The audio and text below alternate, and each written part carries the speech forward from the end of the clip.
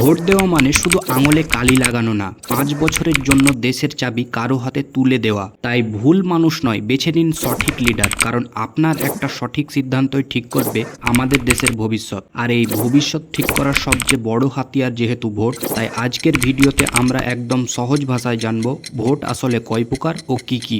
ভারতে মূলত 3টি প্রধান স্তরের নির্বাচন অনুষ্ঠিত হয়। 1, জাতীয় স্তরের নির্বাচন বা ন্যাশনাল লেভেল।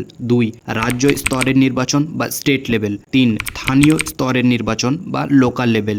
প্রথমে আসি জাতীয় স্তরের নির্বাচন বা ন্যাশনাল লেভেল। এই ভোটের আসল নাম হলো লোকসভা নির্বাচন। এই ভোটে জনগণ সরাসরি যাকে সব থেকে বেশি ভোট দেয় সে এমপি বা সাংসদ তৈরি হয়। এই সংসদ আবার দুটো ভাবে বাছাই করে। প্রথমে সবচেয়ে বেশি এমপিজ মিলে বাছে প্রধানমন্ত্রী, এবং এই প্রধানমন্ত্রী আবার বাছাই করে কেন্দ্রীয় মন্ত্রী। দ্বিতীয়ত সব এমপিজ মিলে একসাথে বাছাই করে লোকসভা স্পিকার।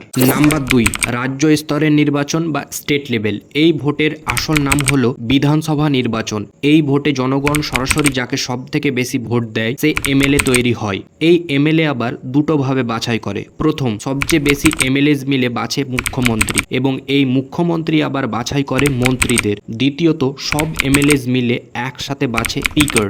নাম্বার 3, স্থানীয় স্তরের নির্বাচন বা লোকাল লেভেল। গ্রামের ক্ষেত্রে এই ভোটটিকে এক কথায় পঞ্চায়েত ভোট, এবং শহরের ক্ষেত্রে যেটিকে পৌরসভা ভোট বলা হয়। আপনি ভোট কেন্দ্রে গিয়ে একসাথে 3টি আলাদা ব্যালট পেপার বা বোতামে ভোট দেন, এবং বিজয়ী প্রার্থী তৈরি হয় মেম্বার, সমিতি সদস্য ও জেলা পরিষদ সদস্য। আর আপনার জেতানো এই 3 স্তরের প্রতিনিধিরা মিলে উপরের 3 জন বড় নেতা, প্রধান, সভাপতি ও সভাধিপতি তৈরি করেন। স্থানীয় নির্বাচনের মাধ্যমে দেশের বড় কোনো পদের নেতা, যেমন প্রধানমন্ত্রী বা মুখ্যমন্ত্রী, সরাসরি এবং পরোক্ষভাবে বাছাই হয় না।